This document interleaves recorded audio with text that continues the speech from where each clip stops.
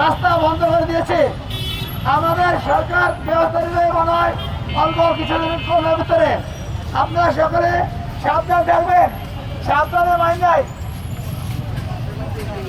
একটু ওনার জায়গা দেন একটু। আল্লাহর তরফ থেকে চলে গেছে।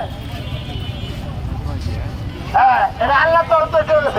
থাক বলেন আপনারা সকলে সাবধান থাকবেন। দেশবাসী গেছে যেখানে ইন্দ্রের গর্ত দেখবেন, ট্রেন দেখবেন, সেখানে দেখবেন একদম ইঞ্জিনিয়ার 1 কিলোমিটার জায়গা গেছে। ভাই বলেন।